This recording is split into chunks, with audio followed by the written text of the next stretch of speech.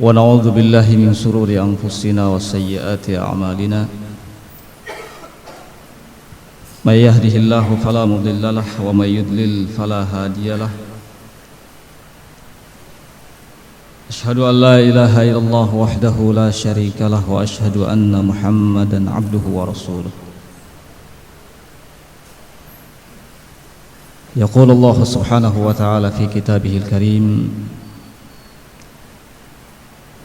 يا أيها الذين آمنوا اتقوا الله حق تقاته ولا تموتن إلا وأنتم مسلمون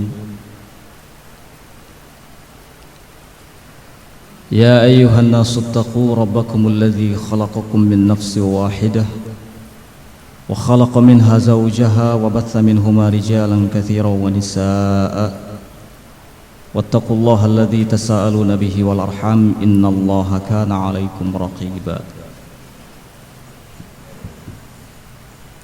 يا أيها الذين آمنوا اتقوا الله وقولوا قولا سديدا يصلح لكم أعمالكم ويغفر لكم ذنوبكم ومن يطع الله ورسوله فقد فاز فوزا عظيما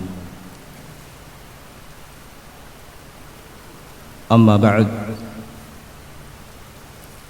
فإن أصدق الحديث كلام الله تعالى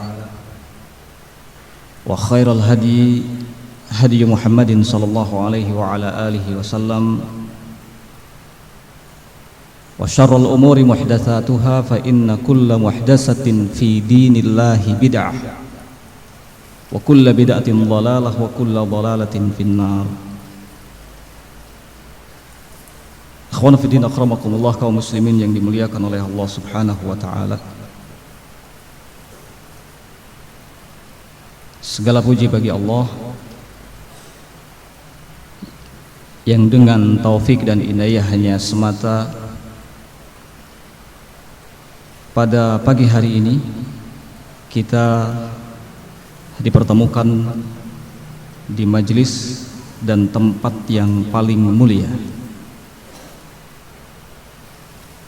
Tidak ada yang kita harapkan dari ini semua selain kecintaan dan ridha Allah, dan mudah-mudahan kita termasuk ke dalam orang-orang yang dicintai dan diridhoinya. Akhwanu fillah akramakumullah, kaum muslimin yang dimuliakan oleh Allah Subhanahu wa taala. Terkait dengan tema yang akan kita bahas kali ini, yaitu tentang aksi teroris yang mengatasnamakan Islam. Maka perlu untuk kita ketahui bersama bahwa terorisme, aksi kekerasan, aksi kejahatan, peledakan, dan aksi perampokan atas nama apapun dan dengan alasan apapun adalah bentuk upaya menciptakan kerusakan di muka bumi. Oleh karena itu Allah Subhanahu wa taala memberikan hukuman yang keras terhadap para pelakunya. Dan ini Allah sebutkan dalam firman-Nya Quran surat Al-Maidah ayat yang ke-33. Allah berfirman, "Innama jazaa'ul ladzina yuharibuna Allah wa rasulahu wa yas'auna fil ardi fasada." Sesungguhnya hukuman yang akan diterima oleh orang-orang yang menentang Allah dan Rasul-Nya dan yang mengupayakan terjadinya kerusakan di muka bumi, ayyuqattalu, ialah dibunuh, diperangi, au yusallabu, atau disalib, au tuqatta'u aydihim wa arjuluhum min khilaf, atau dicincang, au yunfau minal ardh, atau diasingkan, diinyahkan dari peredaran. Dzalika lahum jazaa khizyun fid dunya. Itu semua adalah merupakan penghinaan untuk mereka di dunia. Wa fil akhirati adzabun adzim. Sedangkan di akhirat Allah Subhanahu wa taala telah menyiapkan azab yang sangat keras. Sehubungan dengan ayat ini, Imam Al-Baghawi rahimahullahu ta'ala dalam tafsirnya menukil sebuah riwayat dari Qatadah, di mana Qatadah mengatakan di dalam ayat ini Allah Subhanahu wa ta'ala menyebutkan hukuman yang paling berat dan juga menyebutkan kejahatan, pelanggaran dan dosa yang berat pula. Kemudian Imam Qatadah memberikan sebuah isyarat bahwa yang dimaksud dengan mengupayakan terjadinya kerusakan di muka bumi adalah membunuh seseorang dengan cara yang batil, dengan cara yang tidak benar. Lalu beliau mengatakan, man qatala nafsan bighairil haq faka'annama qatala an-nasa jami'an. Siapa yang membunuh seseorang dengan cara yang batil, maka seakan-akan ia membunuh semua manusia.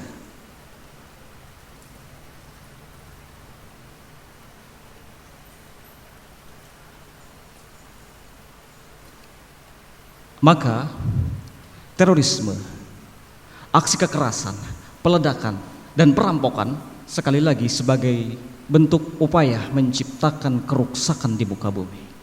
Dan ini tentu saja tidak sesuai dengan maksud, tujuan dan misi Islam. Karena Islam datang membawa misi yang sangat mulia. Di antara misi-misi Islam itu yang pertama adalah hifdzuddin, melakukan penyelamatan dan penjagaan terhadap agama Islam itu sendiri. Allah Subhanahu wa ta'ala berfirman, inna nahnu nazzalna dzikra wa inna lahu lahafidun. Sesungguhnya kamilah yang telah menurunkan adzikra dan kami pula yang menjaganya. Adzikra Al-Quran, Al-Quran sebagai pedoman utama dalam Islam. Ini misi yang pertama. Kemudian misi yang kedua, hifdzun nafs,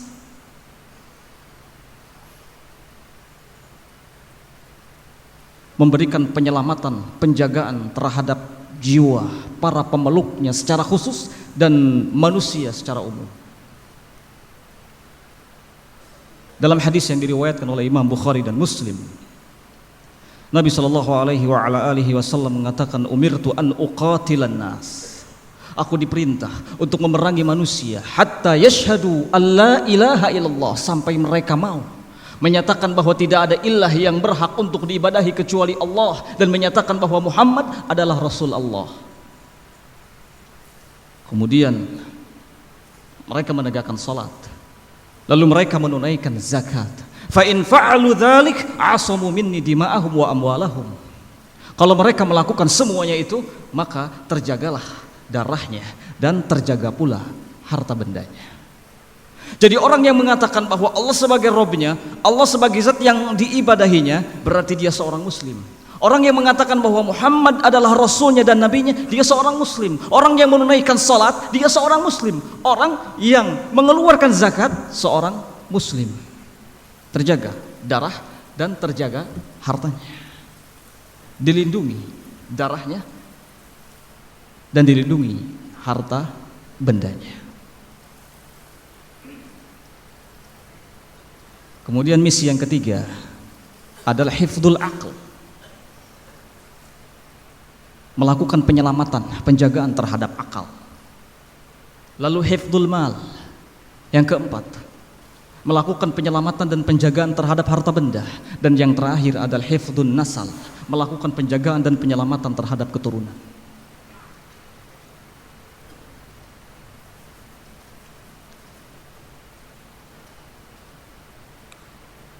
Oleh karena itu, Islam bukanlah agama yang menciptakan kerusakan.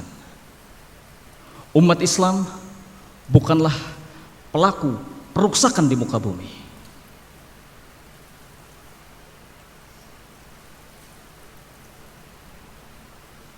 Jangan sampai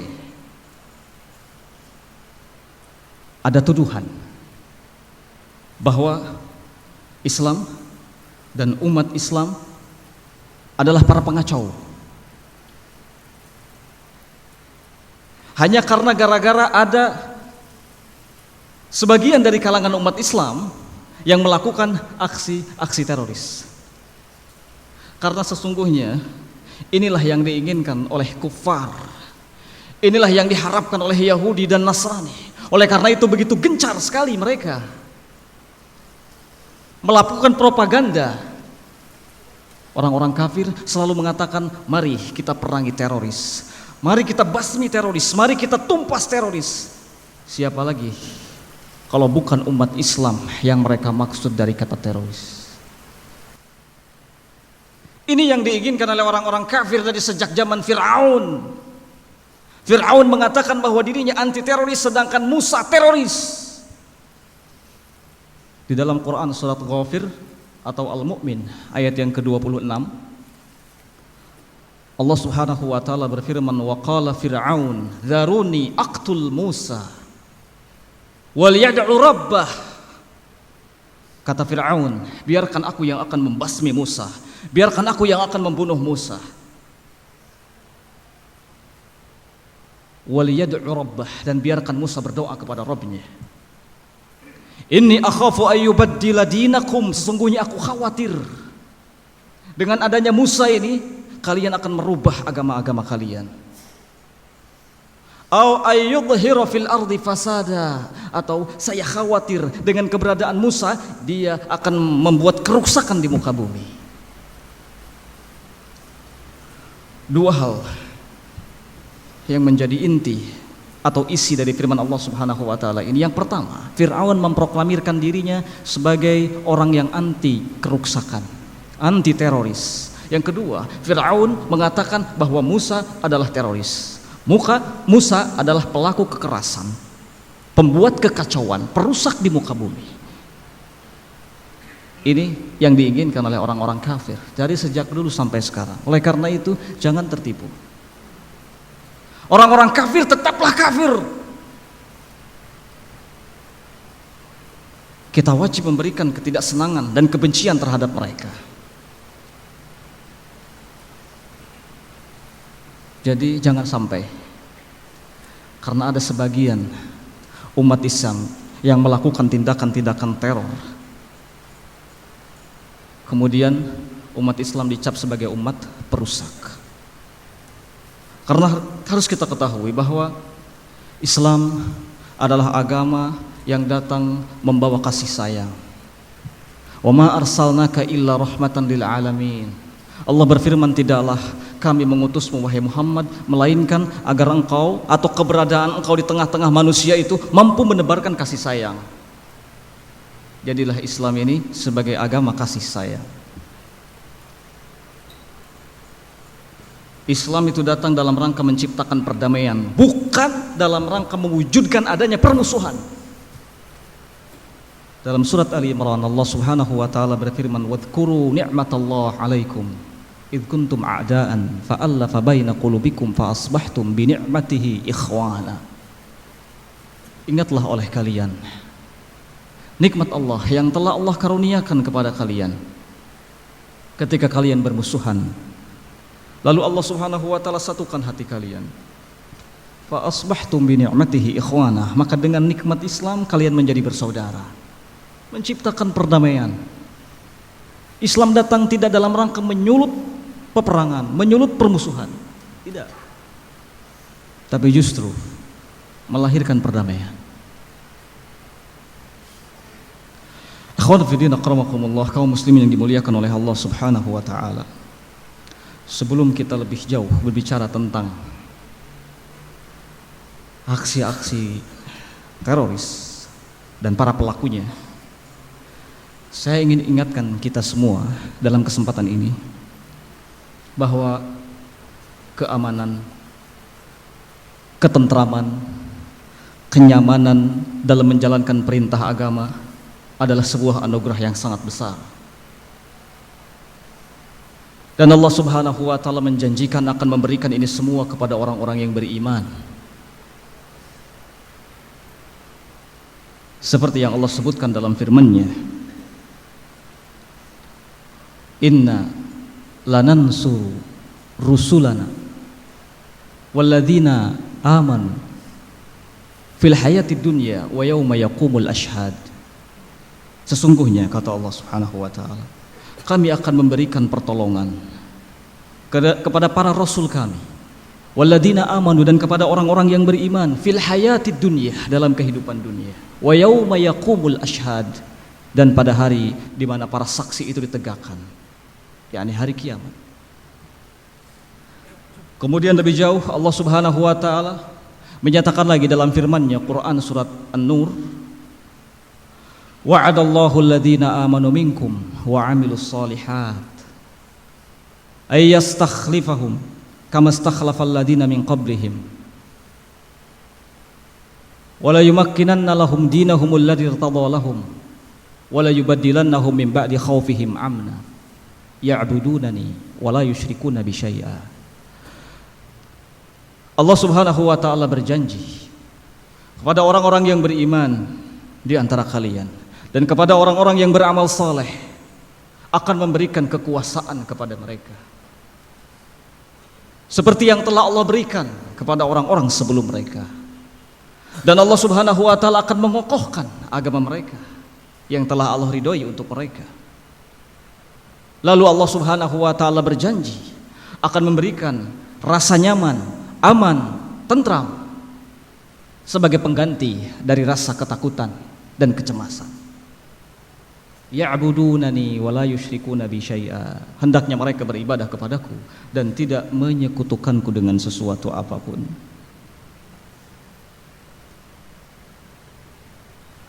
Oleh karena itu, ikhwan fillah akramakumullah,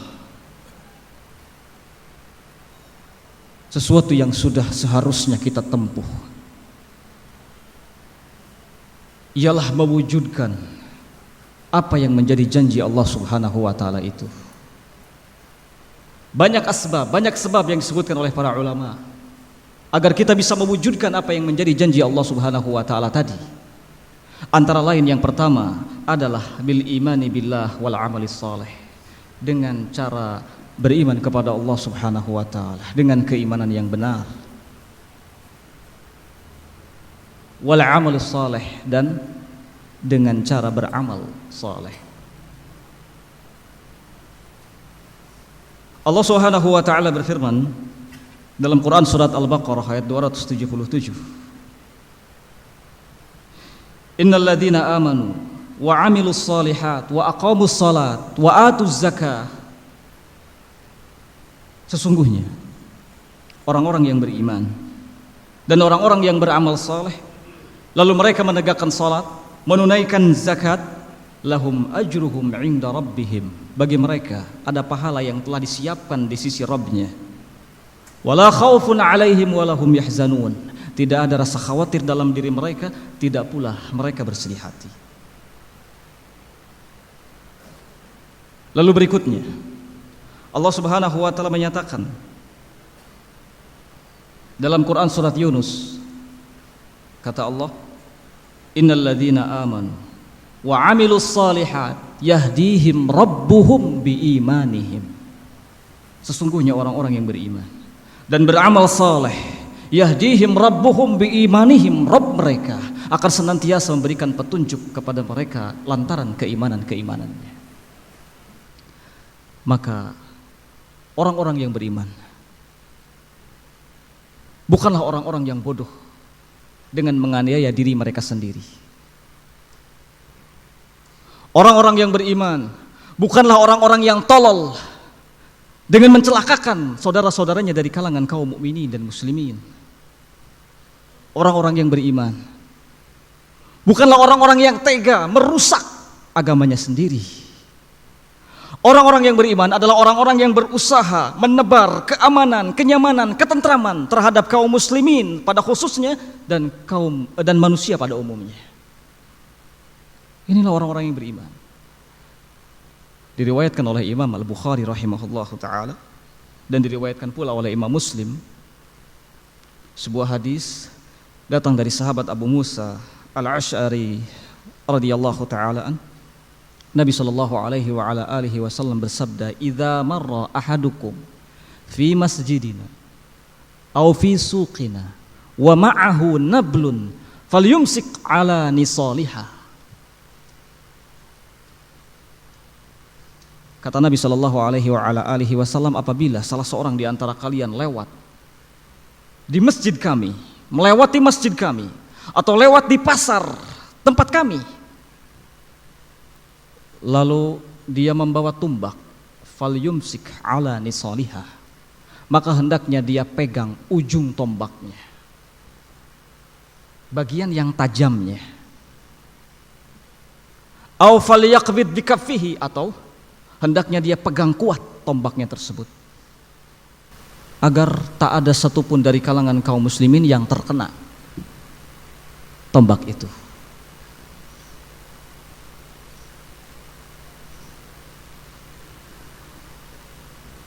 Hadirin kaum muslimin rahimakumullah, melihat aksi teroris berupa peledakan, perampokan, dan lain sebagainya yang belakangan ini terus ramai diperbincangkan karena mereka terus-terusan melakukan aksinya. Seolah-olah kejadian ini mementahkan semua yang telah kita uraikan tadi. Seolah-olah mementahkan dan menafikan semua yang kita uraikan tadi. Apalagi ketika melakukan aksinya, mereka membawa nama Islam, bahkan mengatakan bahwa aksinya ini bagian dari jihad fi sabilillah. Entah itu bom Bali yang dibintangi oleh Imam Samudra CS, kemudian berikutnya bom Marriott, bahkan banyak di antara mereka yang terbunuh, mati, sebagiannya dipenjarakan, dan saya kenal orang-orangnya. Ada di antaranya Asmar Latinsani yang tubuhnya hancur. Itu orang memang bodoh. Kemudian juga yang dipenjara, Muhammad Rais berasal dari Malaysia, saya juga kenal. Berikutnya bom Kuningan, Salik Firdaus. Kemudian baru-baru ini bom masjid di Polsek Cirebon, di kota ini, yang dilakukan oleh Muhammad Syarif. Sampai pada bom buku yang diduga dibintangi oleh Pepi Fernando CS. Bahkan beritanya istrinya juga tertuduh bersekongkol dalam hal ini.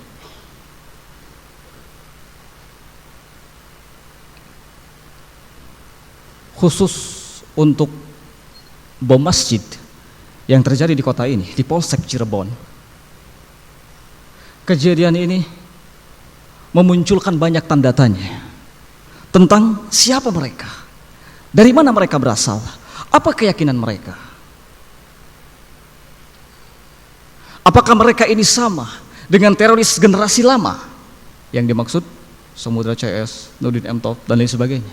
Ataukah mereka ini teroris generasi baru? Banyak pertanyaan.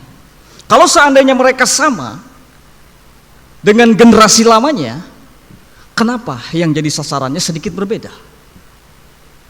Kalau Imam Samudra kita tahu dalam gaya bicaranya seolah-olah yang menjadi sasaran itu adalah orang-orang kafir barat, ya. Ini dari gaya bicara Samudra.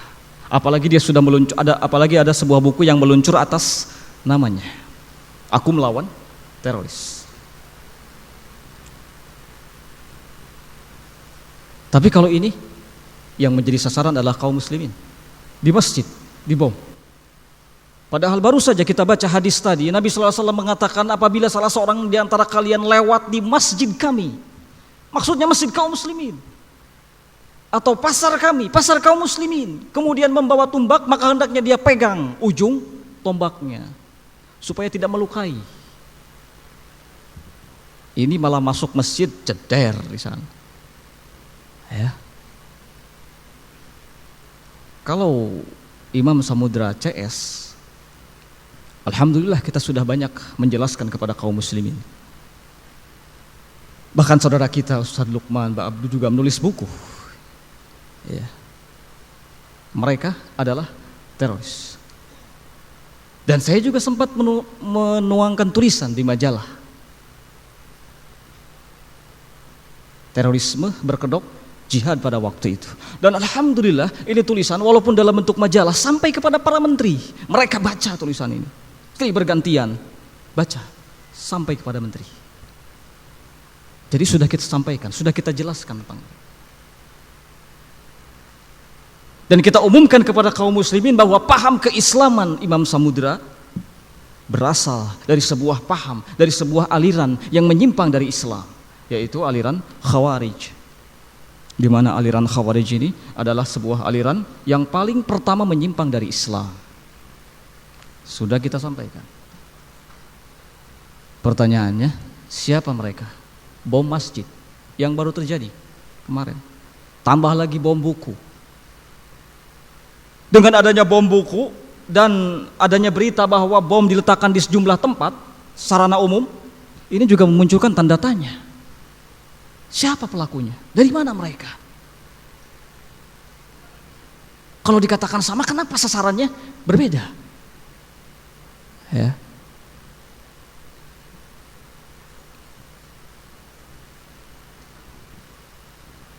Untuk menjelaskan, untuk menjawab tentang siapa mereka, maka terlebih dahulu yang perlu untuk kita ketahui adalah apa motivasi di balik aksi mereka itu. Apa sesungguhnya yang mendorong mereka untuk melakukan itu? Ini dengan mudah bisa kita dapatkan. Ternyata yang memotivasi mereka melakukan hal itu adalah jihad. Jihad. Ini motivasi mereka. Meledakkan bom di masjid polsek, jihad.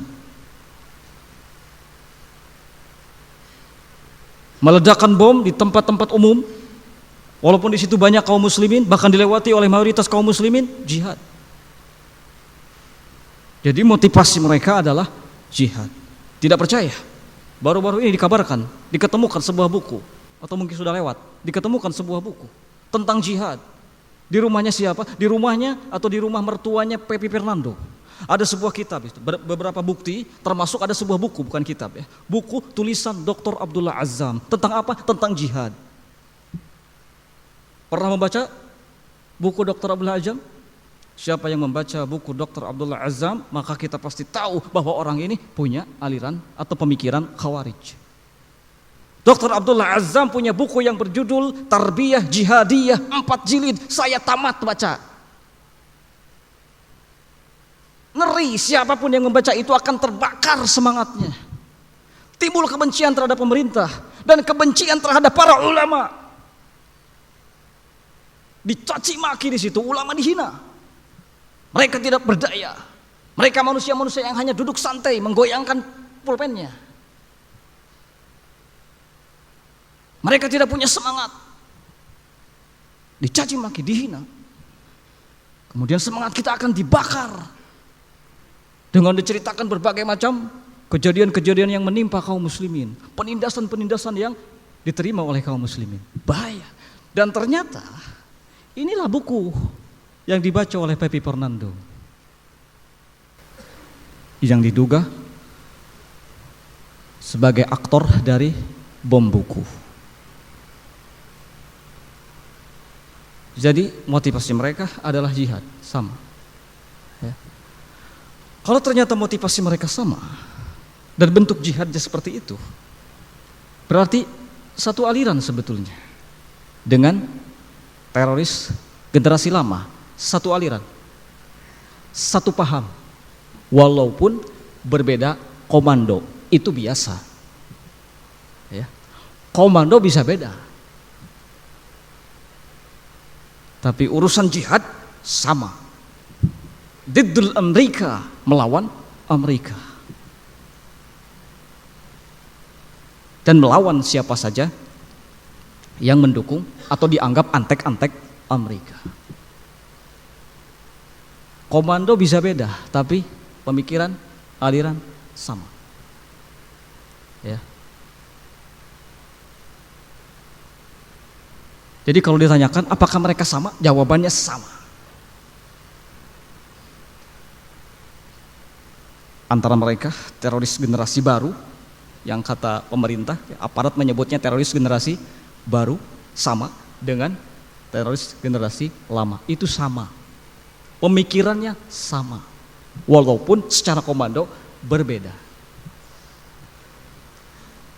Apalagi mungkin sekarang kebanyakan kita banyak dengar ada istilah KW9 ya, Komandemen Wilayah 9. Memang seperti itu, berbeda-beda, tapi tetap bersatu dalam urusan jihad menurut versi mereka.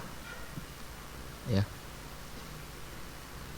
Kenapa mereka bisa melakukan seperti itu?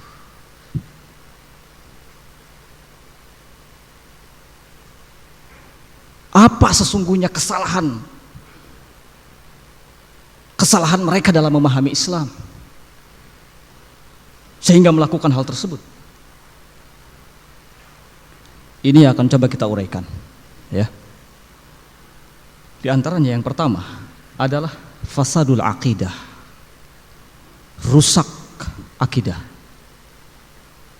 Yang kedua, fasadul ibadah, rusak ibadah. Yang ketiga, fasadul akhlak, rusak akhlak. Yang keempat, qillatul fiqh, sedikitnya pemahaman tentang ilmu agama. Yang kelima, bu'duhum anil ulama, jauhnya mereka dari ulama.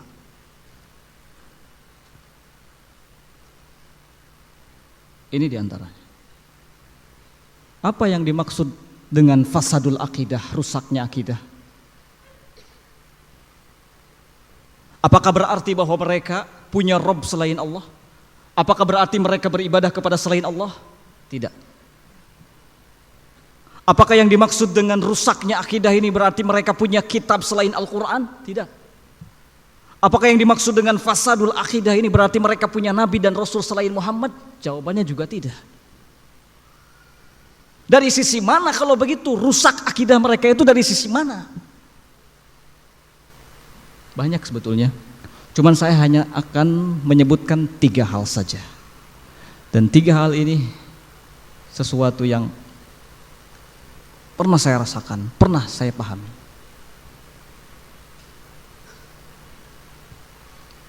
Tiga hal ini diistilahkan dengan I, H, dan J.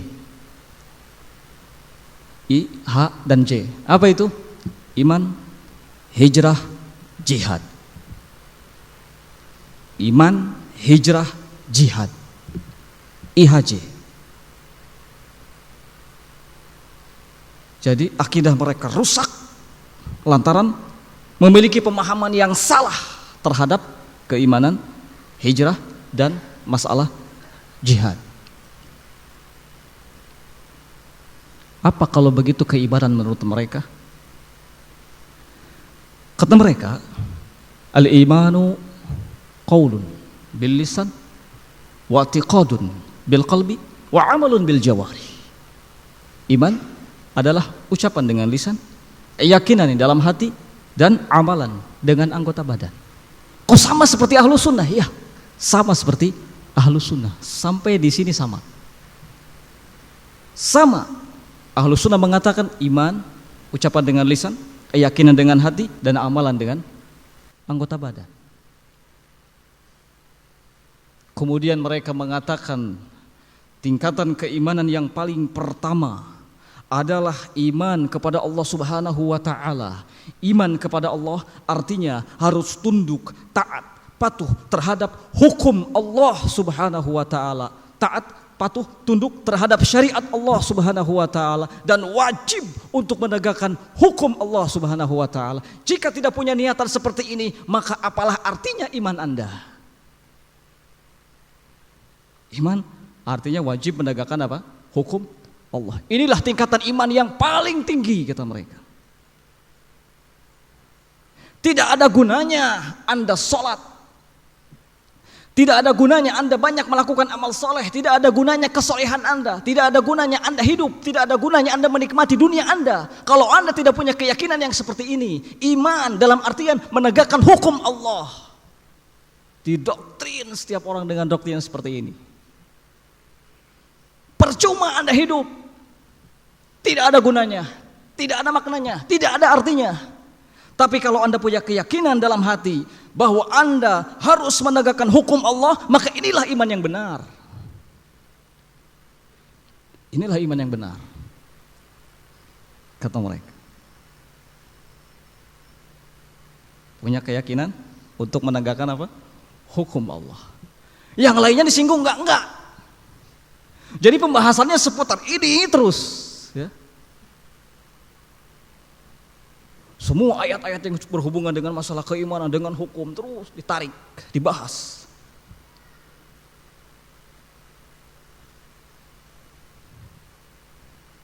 Makanya ketika saya bergaul dengan mereka, saya rasakan sama sekali tidak punya ilmu tentang agama. Tidak mengerti tentang bagaimana cara wudhu yang baik, bagaimana sholat yang baik, tidak mengerti. Hanya punya semangat saja. Karena kita sudah yakin pada waktu itu ya, bahwa tidak ada gunanya itu amal soleh. Tidak ada gunanya kalau tidak punya keyakinan ini. Tapi kalau sudah punya keyakinan ini, serasa Islam itu adalah kita. Menurut mereka, Islam adalah kita dan kita adalah Islam. Yang pertama, masalah keimanan mengarah kepada hukum Allah, wajib menegakkan hukum Allah. Kemudian masih menyangkut keimanan, mereka mengatakan bahwa al-amalu syartun li sihhatil iman. Amal adalah merupakan syarat sahnya iman. Yang dimaksud adalah amal saleh. Kalau tidak ada amal soleh, maka tidak ada iman.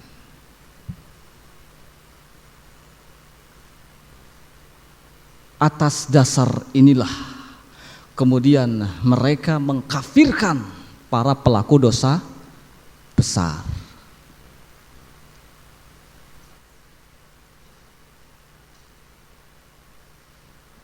Dosa besar yang paling utama, kata mereka, adalah ketidakmauan, ketidakinginan untuk menegakkan hukum Allah. Ini dosa besar yang paling utama. Siapa yang melakukan dosa besar, maka dia kafir. Karena itu, siapa yang tidak menegakkan hukum Allah, maka dia kafir. Apalagi Allah Subhanahu wa taala telah menyatakan dalam Al-Qur'an, kata mereka, "Wa man lam yahkum bima anzalallah fa ulaika humul kafirun." Siapa yang tidak menegakkan hukum Allah, maka dia kafir. Hasilnya, pertama yang dikafirkan adalah pemerintah. Mulai dari presiden sampai bawahan, para menteri, para tentara, polisi, pasti itu. Maaf saja, ya. Polisi itu dulu disebutnya toge. Toge itu semacam bukan toge yang biasa, maksudnya togut ya. Jadi penyelewengan kata saja itu, supaya tidak mudah diketahui oleh orang. Kita bilangnya toge, mungkin orang lain nggak ngerti apa toge. Tapi kalau kita paham waktu itu bahwa toge maksudnya togut. Polisi, tentara itu togut. Bahkan dulu zaman Soeharto masih menjabat, Soeharto itu dibilangnya Firaun dan Qorun.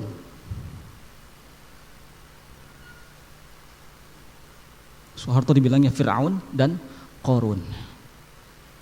Tentara, aparat, polisi semuanya togut. Ini yang pertama dikafirkan. Kemudian yang kedua, siapa saja yang rela hidup di bawah pemerintahan negara yang tidak menerapkan hukum Allah, ini juga dikafirkan, kafir. Yang berikutnya adalah para ulama, para kiai, para ustadz, ajengan yang rela hidup di negara dengan pemerintahan yang tidak menegakkan hukum Allah, kafir. Ya. Walhasil tidak ada yang selamat, semuanya kafir kecuali mereka. Mereka tidak kafir karena mereka sudah punya keimanan yang benar, sudah menjadi mukminun haqqa, orang-orang yang beriman yang sebenar-benarnya dengan keyakinan tadi. Ya. Akhwan fillah akramakumullah, kaum muslimin yang dimuliakan oleh Allah Subhanahu wa taala. Berikutnya, mereka mengatakan bahwa iman satu macam. Sama seperti halnya kekafiran. Kekafiran juga satu macam. Jadi, tidak ada itu kufrun duna kufrin. Kufur i'tiqad, kufur amal, tidak ada. Tidak ada itu iman yazid wa yanqus, tidak ada. Iman tidak bertambah dan tidak berkurang. Iman satu macam, seperti halnya kekafiran satu macam. Iman tidak bertambah, tidak berkurang. Dalam hal ini mereka ada kesamaan dengan siapa? Murji'ah, aliran Murji'ah, yang mengatakan bahwa iman tidak bertambah dan tidak berkurang. Ya. Maka ketika ahlus sunnah, kaum muslimin, ahlus sunnah wal jamaah mengatakan bahwa al-imanu yazidu wa yanqus, iman bertambah dan berkurang, mereka orang-orang khawarij yang punya pemikiran seperti pemikirannya khawarij mengatakan bahwa ahlus sunnah murji'ah. Jangan heran kalau kemudian ada istilah salafi irja'i. Ya, kita dengar ditujukan itu kepada para salafiyun, salafi irja'i. Itu berangkat dari sini. Mereka alasannya kenapa dikatakan salafi irja'i? Karena tidak mau mengkafirkan pemerintahan yang tidak menegakkan hukum Allah. Ya. Karena salafi mengatakan bahwa itu belum tentu, ya, mengeluarkan pelakunya dari Islam. Boleh jadi itu kufur amal. Akhirnya mereka katakan bahwa ahlus sunnah murji'ah, salafi irja'i. Ini yang ditulis oleh Imam Samudra, juga dituangkan oleh Imam Samudra dalam tulisannya. Istilah salafi irja'i bahkan sekarang berkembang, ramai, banyak orang mengatakan salafi irja'i, salafi irja'i. Ini akibat dari sebetulnya kebodohan mereka tentang definisi iman dan kesalahan mereka dalam hal keimanan.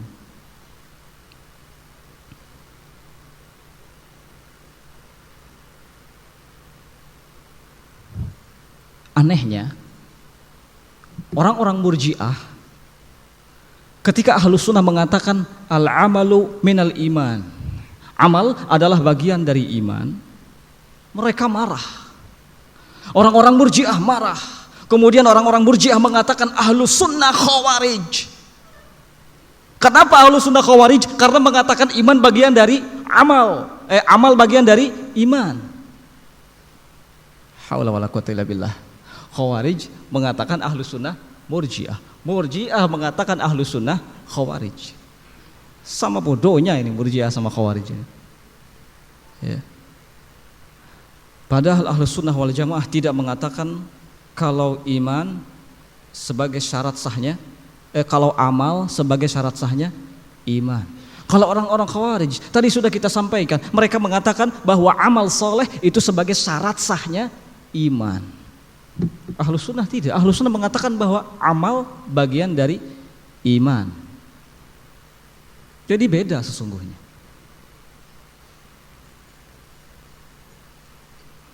Jadi diserang. Orang-orang khawarij menyerang ahlus sunnah, murji'ah juga menyerang ahlus sunnah. Dalam hal penyerangan sama, aliran-aliran yang menyimpang itu semuanya mengarahkan penyerangannya terhadap ahlus sunnah wal jamaah.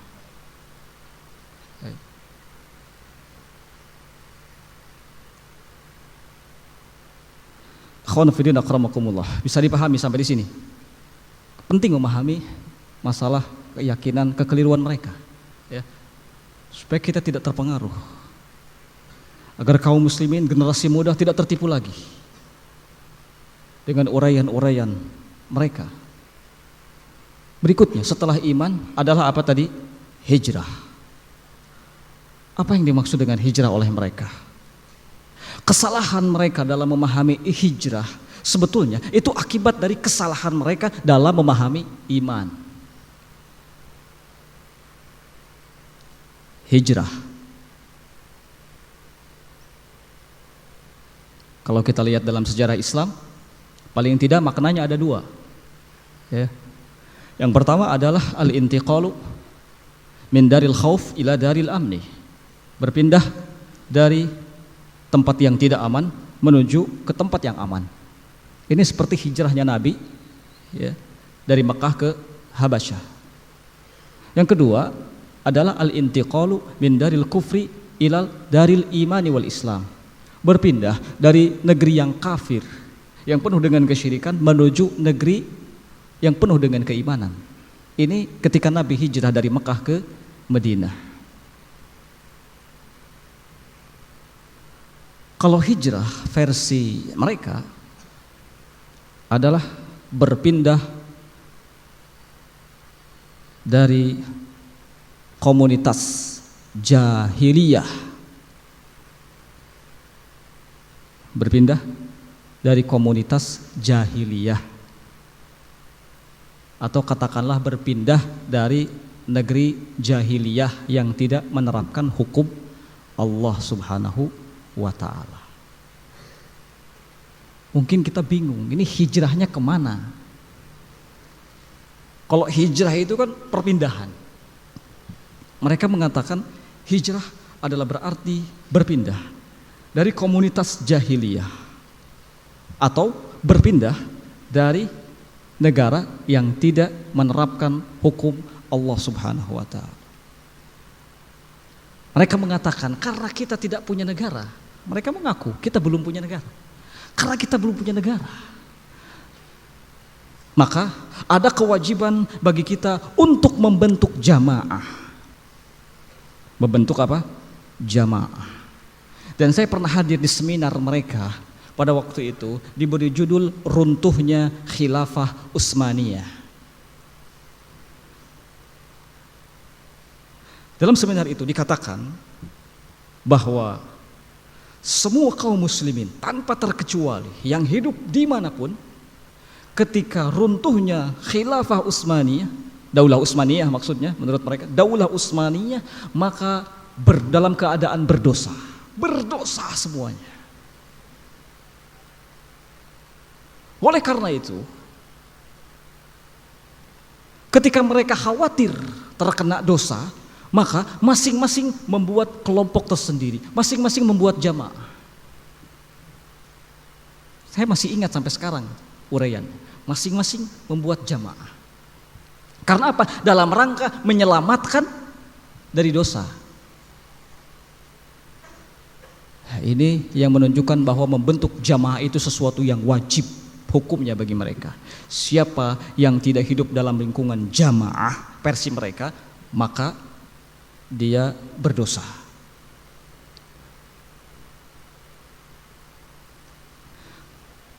Kemudian mereka juga mengatakan bahwa di antara jamaah-jamaah yang ada, ya,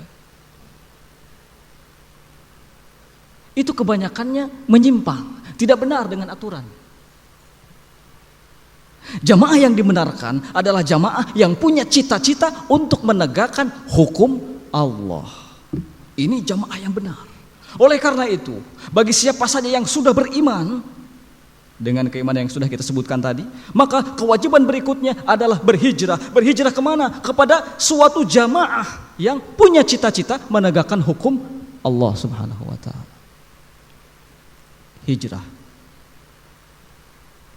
Karena kalau tidak berhijrah maka dosa. Hidup di bawah negara yang tidak menerapkan hukum Islam, bahkan kafir. Anda tidak akan selamat. Begitu bangganya mereka dengan jamaah, luar biasa. Karena merasa sudah hijrah. Ketika sudah masuk jamaah, itu berarti sudah hijrah. Iman sudah. Berikutnya apa? Hijrah. Sudah masuk. Kata. Kemudian mereka melakukan semacam pendidikan khusus menyangkut masalah ini, masalah jamaah. Ada sebuah pelajaran di sisi mereka. Pelajaran ini adalah pelajaran JIB, disingkat JIB. Apa itu JIB? Jamaah, imamah, bai'ah. Mantap sudah istilahnya. Yang pertama IHJ, mantap. Iman, hijrah, jihad.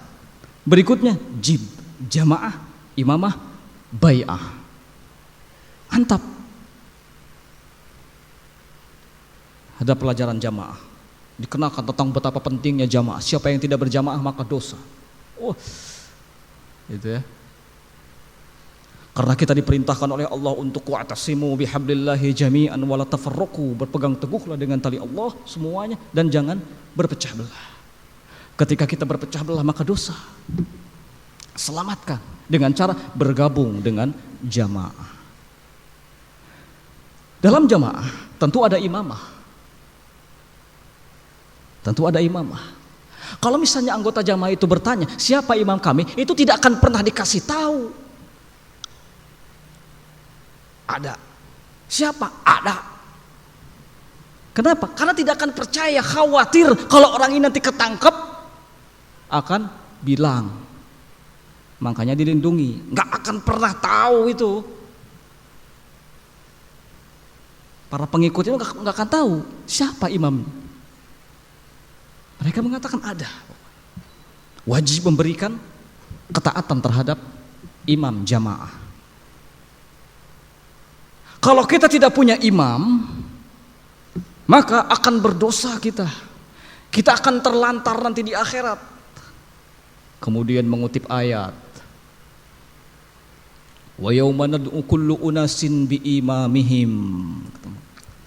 Pada hari ketika kami, kata Allah Subhanahu wa taala, mengumpulkan semua manusia dengan imamnya. Mengumpulkan manusia dengan imamnya. Kalau kita tidak punya imam di dunia, maka di akhirat kita akan terlantar. Wallahi pemikiran ini mempengaruhi diri saya dulu. Berdosa kalau tidak punya imam. Harus cari jamaah. Harus bergabung dengan jamaah.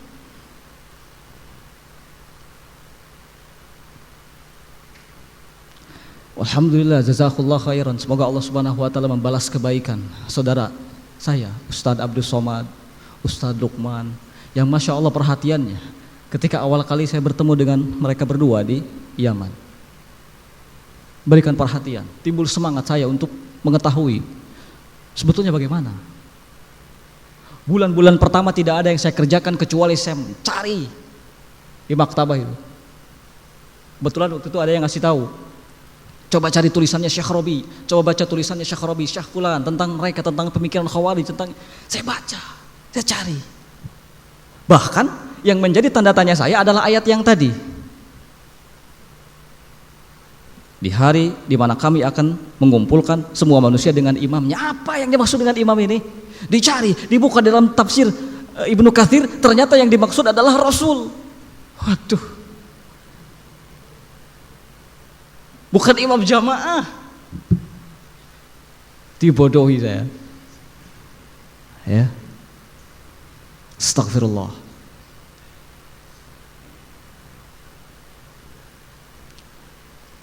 Kalau ada imam, kata mereka, harus ada baiat. Nah, ini unik lagi baiatnya. Bagaimana cara baiat mereka? Bagaimana model baiatnya? Isi baiat sama persis dengan isi baiat Baiatul Aqabah. Baiat Rasulullah kepada para sahabat. Baiat pertama syahadat. Setelah itu berjanji setia untuk tidak mencuri, tidak berdusta, tidak berzina. Dan satu hal, Yang paling penting untuk digarisbawahi dan kita ketahui dalam isi baiat itu adalah pernyataan bahwa pemerintah adalah musuh kita. Jangan heran kalau Polsek Cirebon itu ya di sana diserang, diledakkan bom di masjidnya. Jangan heran, karena memang pemerintah itu musuh kita menurut mereka. Bahaya. Tapi kalau orang yang sudah terkena oleh syubhat mereka, itu merasa bangga, merasa yakin, merasa hebat. Sebagai muslim mukmin yang sejati, semua manusia itu rendah. Rendah tidak ada artinya kalau tidak bergabung bersamanya dalam jamaah.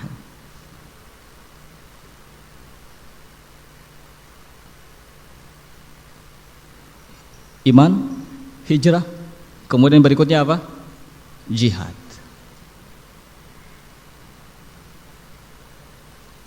Kalau antum tahu, di Pondok Ruki itu dulu terpampang dengan besar tulisan iman, koma, hijrah, koma, jihad. Wallahu alam, apakah sekarang masih tertulis atau tidak? Yang pasti waktu saya dulu di sana itu tertulis iman, hijrah, jihad. Begitu bangganya kita itu menyebut-nyebut iman, hijrah, jihad itu. Ya. Berikutnya adalah jihad. Jihad adalah bentuk sebuah perlawanan.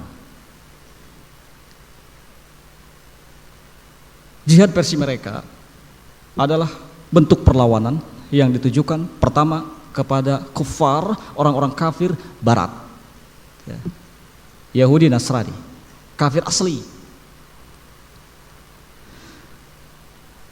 Kemudian bentuk jihad yang kedua adalah perlawanan yang ditujukan terhadap tadi hukam pemerintah yang tidak menerapkan hukum Allah.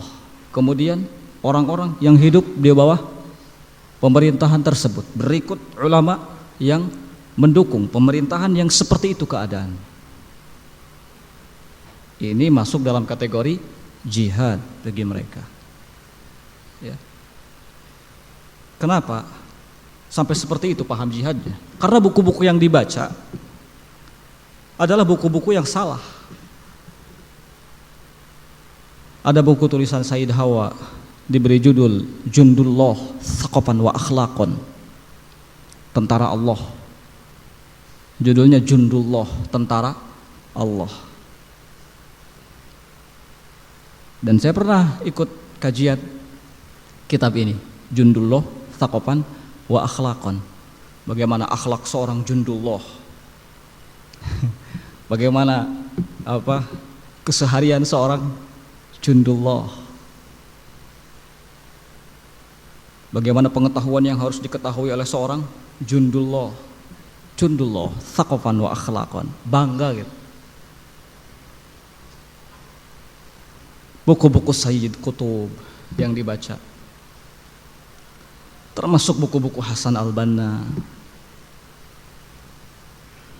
Bukan tidak tahu saya terhadap buku pada waktu itu, kitab Tohawiyah, Syarah Akidah Tohawiyah, Syekh Albani, ada catatan Syekh Albaninya, kemudian Kitab Tauhid Syekh Shalih Al-Fauzan. Bukan tidak tahu, kami tahu. Saya tahu waktu itu. Tapi tidak pernah dikenalkan dengan mereka-mereka, dengan para ulama itu tidak kenal.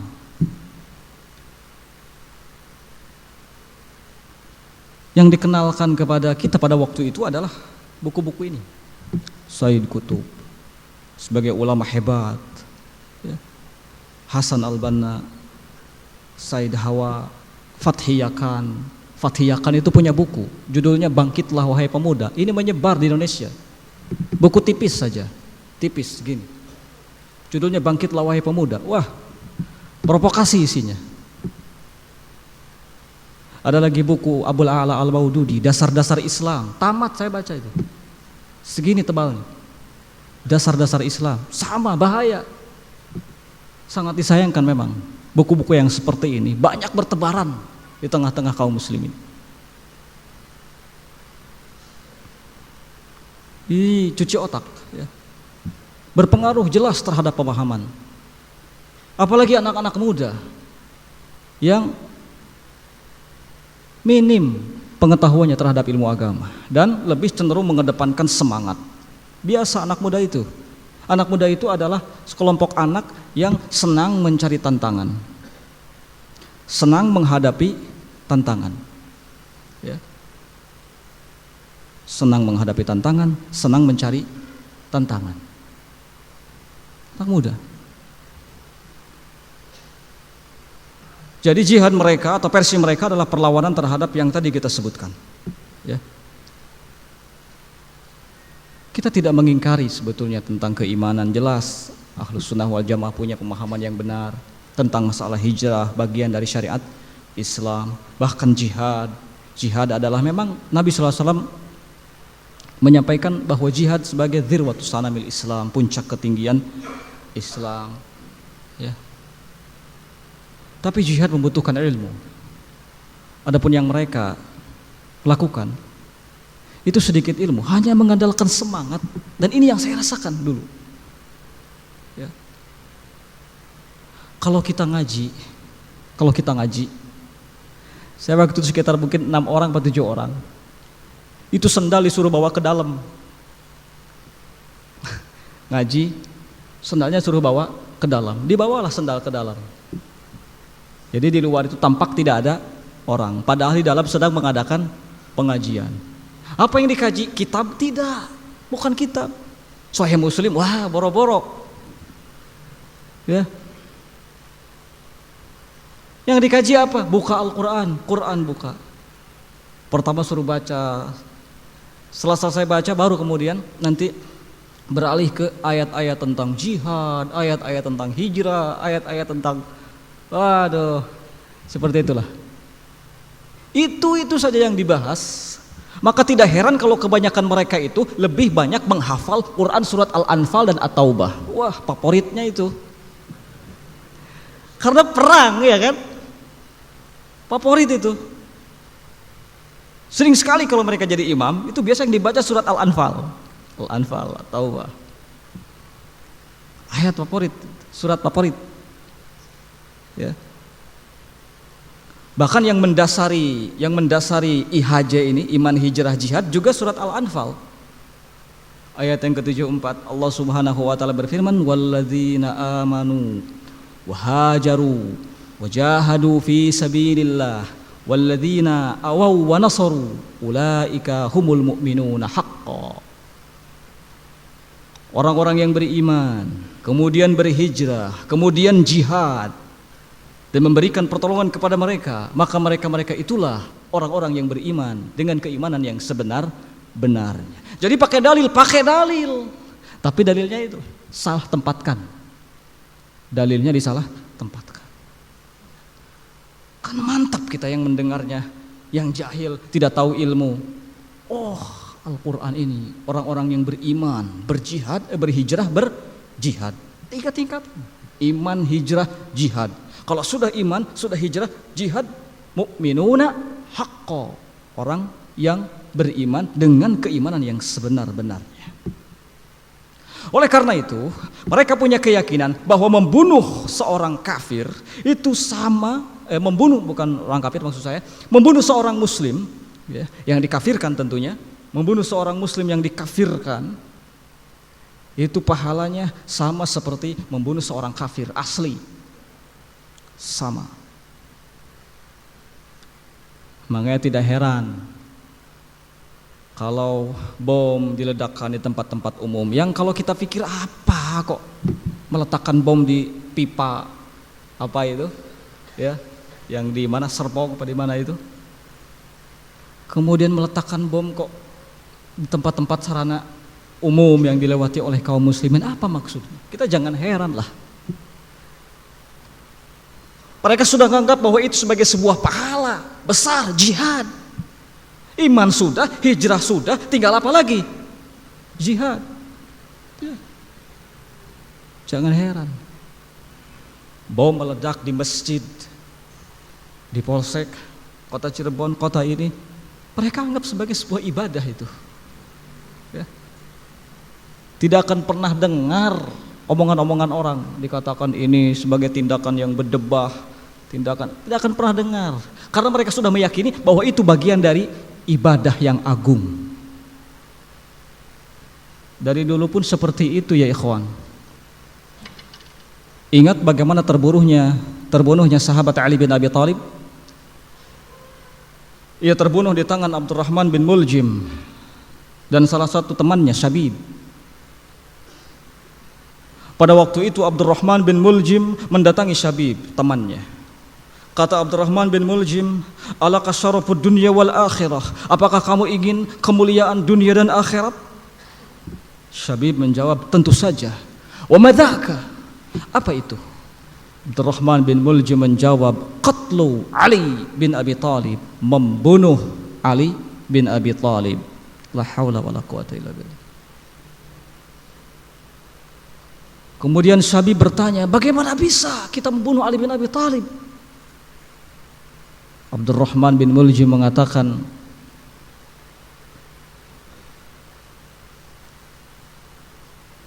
kalau seandainya kita yang terbunuh, maka apa yang ada di sisi Allah Subhanahu wa ta'ala untuk kita itu jauh lebih baik daripada dunia seisinya. Wah, berkobarlah semangat Syabib ini. Berangkatlah mereka berdua menuju tempat sahabat Ali bin Abi Thalib. Pada pagi hari, di hari Jumat, diketuklah pintu rumah sahabat Ali bin Abi Thalib. Kemudian sahabat yang mulia ini keluar, lalu ditikam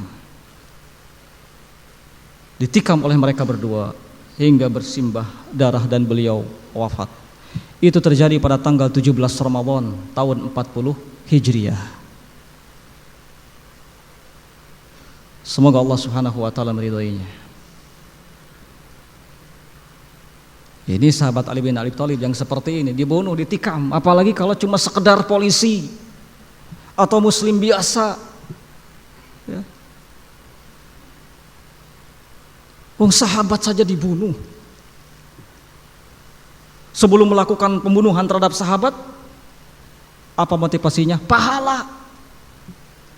Meyakini bahwa pembunuhan tersebut adalah pembunuhan yang akan berbuah pahala yang besar di sisi Allah Subhanahu wa ta'ala. Jadi ikhwan fillah akramakumullah, sebelum seseorang itu jadi pengantin, istilah sekarang kan pengantin, itu ada tahapan-tahapannya. Tidak langsung jadi pengantin.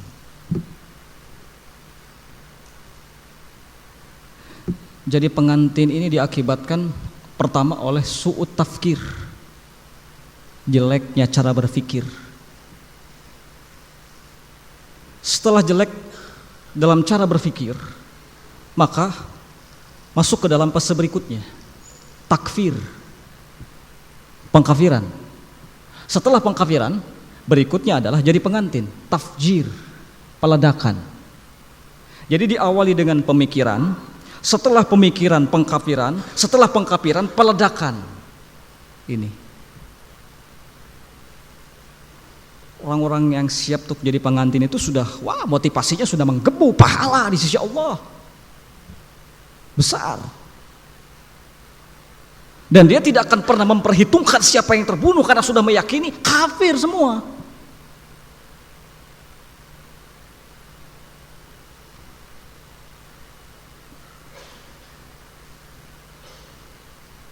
Kafir semua. Makanya Imam Samudra dulu ketika ditanya, bukankah banyak orang yang korban dari kalangan kaum muslimin? Dia mengatakan itu salah mereka, itu mereka yang salah. Ya. Ditawari makan, mau makan? Tidak, saya tidak mau makan dari nasi negara. Ya. Najis nasi negara, ya, haram, kafir, tidak halal. Seperti itu.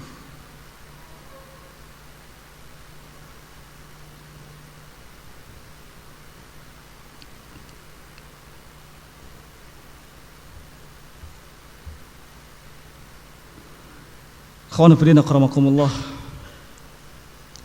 Jadi itulah yang melatar belakangi rusaknya akidah mereka. Dalam hal iman, hijrah, kemudian jihad. Berikutnya adalah fasadul ibadah, rusak ibadah, rusaknya ibadah mereka. Artinya bahwa ibadah yang mereka lakukan itu tidaklah dibangun di atas ilmu, tidak dibangun di atas ilmu. Sesuatu yang sebenarnya dosa itu bisa dianggap sebagai satu pahala. Contohnya, mereka tahu tentang memelihara janggut. Syariat memelihara janggut tahu. Tapi dalam kondisi-kondisi tertentu boleh saja untuk memotong janggut. Dalam rangka menjaga keamanan, ya, dalam rangka taktik siasat, boleh saja. Cara-cara ibadah mereka adalah ibadah yang dibangun tidak di atas ilmu. Makanya Imam Al-Hasan Basri rahimahullahu ta'ala mengatakan, al-amilu ala ghairi ilmin kasalik ala ghairi tariq. Orang yang beramal tanpa dasar ilmu seperti orang yang berjalan di luar jalur.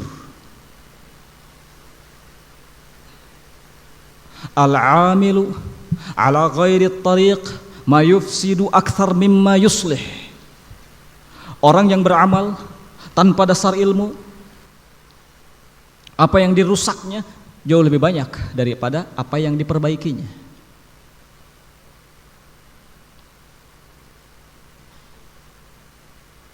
Maka kata Imam Al-Hasan Basri, bersungguh-sungguhlah untuk menuntut ilmu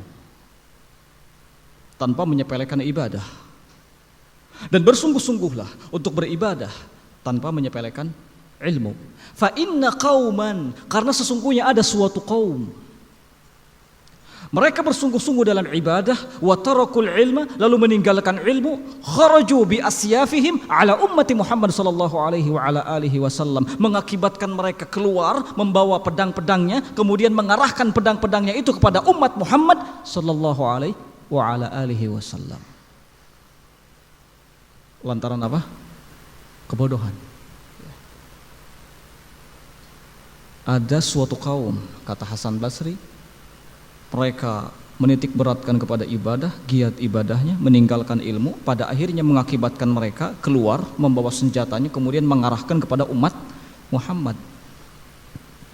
Kalau seandainya mereka berilmu, kata Hasan Basri, tentu saja tidak akan mengarahkan mereka untuk melakukan hal yang seperti itu. Mereka tidak akan mengangkat senjata-senjatanya atau pedang-pedangnya di hadapan umat Islam, umat Muhammad, kalau mereka punya ilmu. Jadi jahil.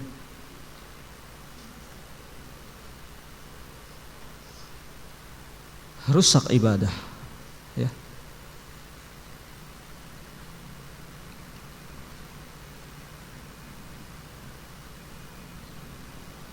Walaupun dalam kenyataannya kita lihat, ya, rata-rata dari kalangan mereka yang sudah tertangkap itu biasanya sok menampakkan ahli ibadah. Sok menampakkan sebagai orang yang suci. Rata-rata seperti itu. Coba ingat kembali bagaimana Imam Samudra dulu. Dia mengaku-ngaku punya karomah, dapat karomah di tempat uzlahnya, yaitu penjara. Dia mengatakan bibir ini tidak pernah kering, bibir ini selalu basah dengan ucapan-ucapan tasbih, zikir kepada Allah. Dan memang orang-orang Khawarij dulu juga seperti itu. Mereka menampakkan sebagai ahlu ibadah yang luar biasa. Bahkan Nabi SAW pun mengatakan seperti itu, ya. Ibadahnya luar biasa mereka, tapi rusak, ibadahnya rusak. Makanya sahabat Ali bin Abi Thalib pernah ditanya tentang mereka, orang-orang yang beraliran Khawarij. Akuffarunhum, Apakah mereka itu orang-orang kafir? Sahabat Ali bin Abi Thalib menjawab, minal kufri farru. Justru dari kekafiran mereka berlari, mereka menjauh. Kemudian beliau ditanya lagi, amunafiqunahum, apakah mereka itu munafik? Sahabat Ali bin Abi Thalib menjawab, innal munafiqina la yadhkuruna Allah illa qalila wa hum yadhkuruna Allah bukratan wa asila. Orang-orang munafik itu sedikit berzikir kepada Allahnya, jarang berzikir kepada Allah. Kalau mereka selalu berzikir kepada Allah pagi dan sore, setiap hari. Kemudian si penanya berkata lagi, manhum, kalau begitu siapa mereka? Sahabat Ali bin Abi Thalib menjawab, hum qaumun asabathum fitnah. Mereka adalah suatu kaum yang terkena fitnah sehingga mereka buta dan mereka tuli.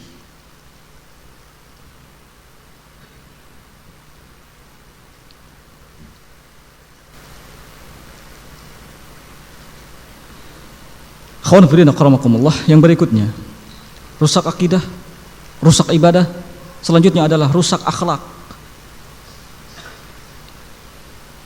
Rusak akhlak adalah celaan-celaan yang mereka lontarkan kepada kaum muslimin, ya. Celaan-celaan yang mereka lontarkan kepada kaum muslimin, celaan-celaan yang buruk. Kalau melihat ada seorang mukmin, seorang muslim yang sedang melakukan kemaksiatan, tidak jarang mereka melontarkan kata-kata hewan, julukan-julukan hewan, walaupun tidak kedengaran sama pelakunya, tapi mereka berbisik antara mereka bahwa itu hewan, binatang. Entah itu kerbau dibilangnya, entah itu ayam, entah itu apa, macam-macam. Karena saya pernah tahu pada waktu dulu ada seorang wanita lewat, muslimah, tetapi ya katakanlah muslimah biasa. Dia pakai, waktu itu pakai kerudung, cuma kerudungnya tidak rapi, tapi dia muslimah. Dibilangnya ayam, ta'an, celaan. Seharusnya tidak seperti itu kan. Seharusnya didoakan, seharusnya dikasih tahu, seharusnya dibimbing dengan benar. Tapi ini tidak seperti itu. Dicela, dicaci maki, dihina. Ya buktinya para polisi, tentara dibilang togut. Coba, toge. Kenapa dibilang toge? Kalau toge itu kan atasnya hijau ya. Itu ibaratnya apanya, helmnya atau apalah. Wah, toge itu. Togut. To'an, celaan. Ya. Sudah biasa itu.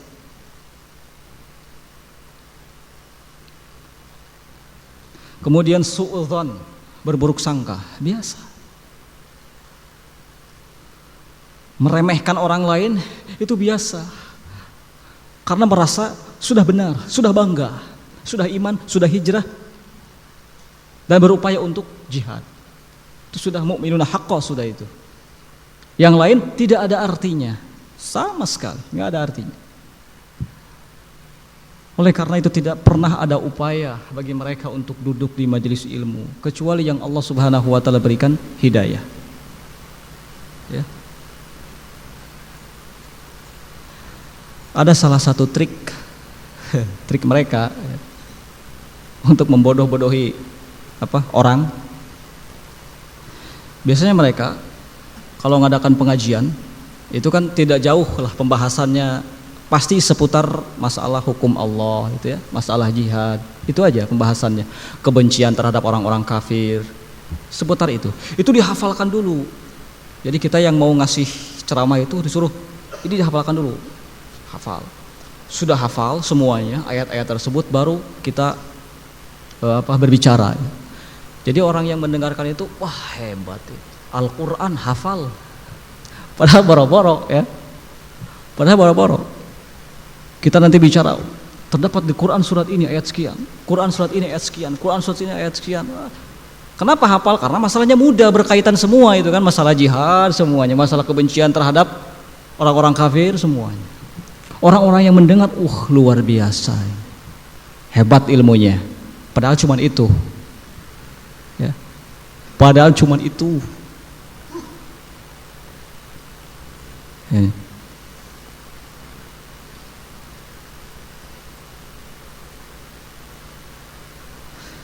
Jadi sekali lagi, termasuk dari buruknya akhlak adalah apa yang kita sebutkan tadi. Kita sudah menganggap halal apa yang ada di sekitar kita pada waktu dulu, ya. Allah alam apakah sekarang masih berlaku di tengah-tengah mereka seperti itu. Astagfirullahaladzim, pada waktu itu saya sempat karena keyakinan yang salah masuk sebuah toko punya orang Cina, beli pulpen 1 ngambil 5, kadang-kadang ngambil yang lainnya, dibayarnya berapa ya? 1. Padahal di sini sudah banyak. Kita merasa itu halal, nggak ada masalah. Orang-orang kafir harus dihinakan dimanapun mereka berada, ya. Harus diperangi dimanapun mereka berada, dalam keadaan apapun. Kafir itu satu, semuanya kafir. Astagfirullah, ya. Buruk akhlak.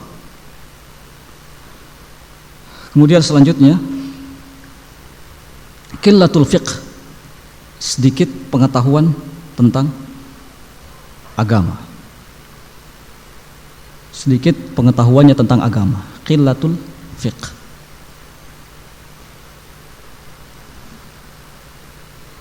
Karena kebanyakan mereka generasi muda, dan ini persis seperti yang diberitakan oleh Nabi SAW, hudatsaul asnan, sufahaul ahlam, usianya muda-muda, sufahaul ahlam, jelek cara berpikirnya, tak punya ilmu, bodoh. Kemudian seringnya menerapkan dalil-dalil yang umum, ya. Seringnya mengikuti dalil-dalil yang umum saja, tidak pernah memerinci. Seperti misalnya hadis tentang anjuran untuk baiat, ya, tentang anjuran untuk berjamaah, itu kan perlu perincian. Man mata wa laisa fi unuqihi bai'ah mata mitatan jahiliyah. Siapa yang mati kemudian di lehernya belum ada ikatan baiat, maka dia mati jahiliyah. Itu sudah sampai di situ saja, tidak pernah diterangkan. Makanya kita merasa berdosa pada waktu itu dulu, kalau belum berbaiat, belum sempurna keimanan, ya. Mereka merasakan ada sesuatu yang kurang kalau tidak berbaiat. Ini menunjukkan lemahnya ilmu. Selalu mengikuti dalil-dalil yang umum dan meninggalkan dalil-dalil yang terperinci. Dan ini diceritakan, disebutkan juga oleh para ulama sekarang. Persis, ya. Mereka mengatakan bahwa ini adalah syiar dari kaum Khawarij, dan memang benar seperti itu. Rahimahumullah, semoga Allah Subhanahu wa taala merahmati para ulama. Semoga Allah Subhanahu wa taala menjaga mereka min kulli su'in makruh.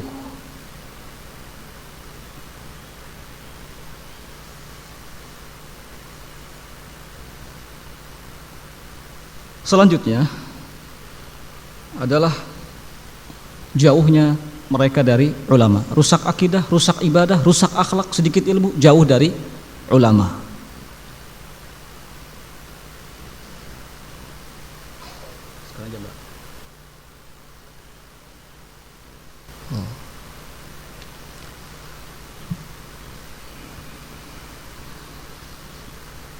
Jauhnya dari ulama, ya.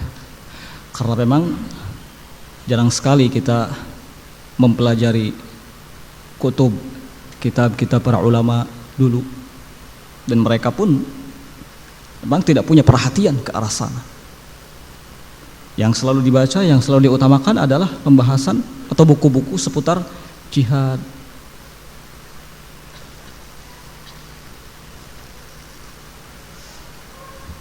seputar hijrah, seputar perang melawan orang kafir, dan seterusnya. Ya. Itulah sekilas tentang beberapa keyakinan, paham keislaman mereka yang salah. Yang ini ya adalah penyebab utama kenapa mereka nekat melakukan tindakan yang secara syariat tidak dibenarkan.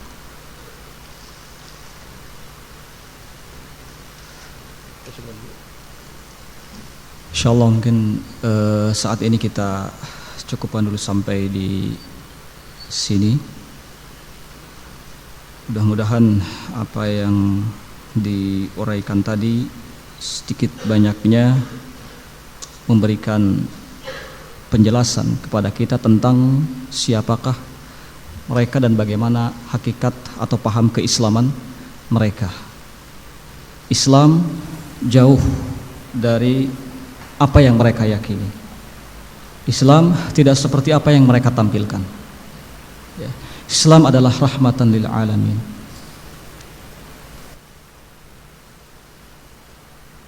Dan ini juga tentu sekaligus atau kejadian-kejadian yang kita lihat ataupun kita dengar, ini sekaligus harusnya jadi motivasi bagi kita semua untuk terus menggali, mempelajari ilmu agama. Jangan sampai adanya kejadian-kejadian yang seperti ini justru malah menyurutkan semangat kita untuk belajar ilmu agama, dan khususnya kaum muslimin atau pada umumnya kaum muslimin ya. Jangan sampai terpengaruh dan jangan sampai membatasi gerak para pemuda untuk menuntut ilmu yang benar. Kita hanya tinggal mengarahkan mereka, memberitahukan kepada mereka ilmu yang benar seperti apa. Karena kalau seandainya kita batasi para pemuda ya, dari menuntut ilmu, ini berbahaya, mengakibatkan mereka dalam keadaan bodoh. Kalau mereka dalam keadaan bodoh, dengan mudah bisa dimasuki paham-paham yang seperti ini ya. Jadi tolong jangan dibatasi, justru malah harus diberikan semangat oleh kita kaum muslimin semuanya untuk terus menggali, terus belajar, terus thalabul ilmi. Sahabat Abu Darda mengatakan, kun aliman au muta'alliman au mujalisan wala takun rabi'ah fatahri wa hiyal jahl. Jadilah Anda sebagai orang yang berilmu, atau sebagai pelajar, penuntut ilmu, atau sebagai orang yang senantiasa duduk dengan penuntut ilmu atau orang yang alim. Dan jangan jadi orang yang keempat, karena akan binasa. Apa itu? Bodoh.